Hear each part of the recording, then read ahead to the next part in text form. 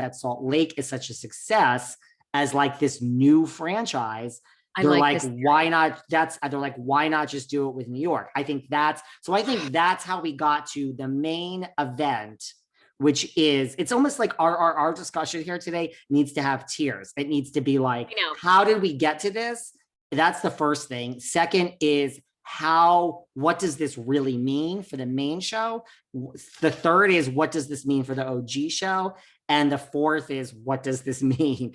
And who from the past has a chance? So, and who is this good for? And who is this bad for? So that's, I just think, in my opinion, I think Miami being back, and that's kind of new, even though it was all, I just think Miami was off for so long, it's kind of back. And so that's like a new group, even though some of them are older, but I really think it's Salt Lake. I just think that like, this is how they got to this of like, let's start over. It worked with Salt Lake. But did you believe in the Variety article where Andy says they haven't cast the friend group yet? Do you believe that? Or do you think they already know? I know for 100 billion trillion % certainty that they didn't cast the friend group yet, because I know people that are now, what's happening is people are now, they put this out there. I do believe from my sources that we're on the same timeline, probably the end of the summer in the Hamptons. August is when filming will start, into the fall, into October. And I think it's going to be the same timeline. And so here we go, guys. We got to start filming in, August. This is the time. We have to find a cast now. We have months. It might take months, but no, I know for a fact that people are now reaching out, whether you see a casting there and you're sending in your groups. I know for a fact in the past 48 hours, people have done that, and casting calls are happening. And I know certain people who have specifically been contacted, some of which are new and some of which have been involved, not on the show, but have spoken to casting in the past. They've gotten calls of like, hey, didn't work out 5 years ago, 3 years ago, whatever. Are you interested? I know this is all a fact because I know the actual human beings that have gotten these calls. So it's definitely not cast, it's definitely started. It is definitely going to be diverse. I don't think it's going to be, here's our 6 white women and here's 1 black woman. No, it's going to be, maybe 2 black women. We have like every ethnicity here. It's going to be a true kind of like Salt Lake. I go back to that. I think it's going to be 35 to maybe 50 years old, same age as Salt Lake. It's going to be a true group. And I do think it's going to be as well-to-do as possible, of the real society movers and shakers, like it just New York. It's good. It's so that is what New York is. New York is truly a melting pot. But wait a minute. I have to ask you. I mean, you are friends with Ebony. Is Ebony like? Do you think there is a part of Ebony that is disappointed she is not being considered or not going to be back? And what did you think? I mean, Leah went on her Instagram and said, all right, it's official. That's a wrap. Thank you for all my Leah Mob supporters. So what do you think of those two? Are there any Leah Mob supporters? Here I am giving an apology to Jill Zarin. But again, Leah, I mean, I have no love lost with Leah, but here's the deal. So, okay, so do you want to talk about, right. So the thing is, I think acceptance is the first thing here. So technically, this is a termination of everyone that was just on that show. Leah, Luann, Ramona, Sonia, and Ebony. So I don't know. I think like for me personally, I personally believe that every person that I just mentioned, like I think all 5 of them truly thought that they would each be back. I'm not so sure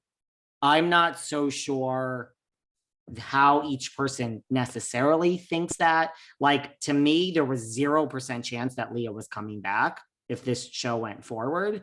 But so to me, it's over. So that's great that Leah's saying that. I think the real people that are probably, Luann and Ramona and Sonia, they've lost a lot of money from this first. I'm just talking about the main show right now because I have a lot to say about this other thing that we're going to get. This reboot.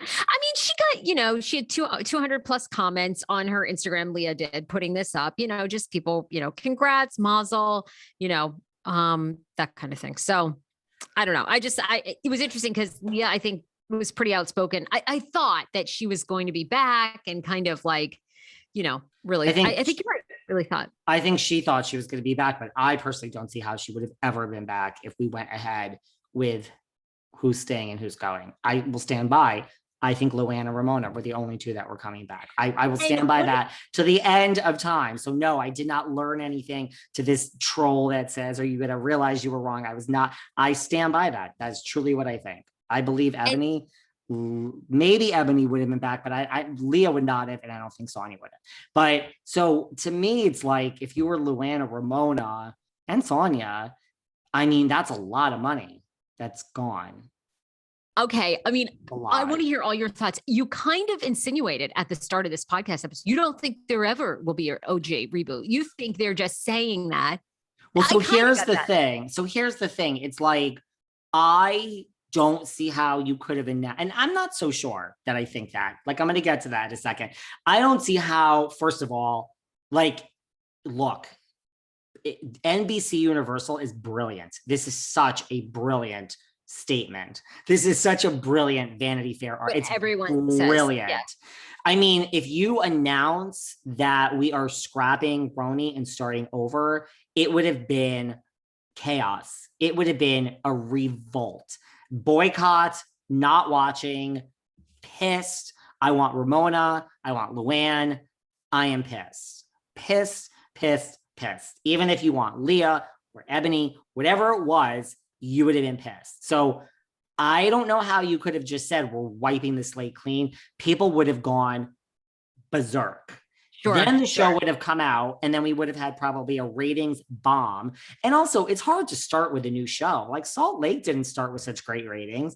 It really had to get there. And we're all busy. Who's going to take on a new show? I'm going to take it on. You're going to take it on. But the world does not take it on. People listening to this podcast would have probably watched. But so I think there would have been mass revolt, chaos. People would have been pissed and not watched in the ratings. So, yeah. So we have an announcement that is a brilliant press move from the top of NBC Universal, brilliant minds, to say that we're revamping this and we're going to have a second OG show. Now, let's just put this aside for a second, this OG show. It's a brilliant PR stunt because now people, they're not just mad, they're thrilled. They're getting 2 RHONYs. This is like, people genius. Are thrilled. It's genius. Now, genius. I mean, I can tell you from what I hear, and I think even from the article, this first show is a priority. We are casting, we are filming. I think this is not some simultaneous gig. And so, I mean, this August, it's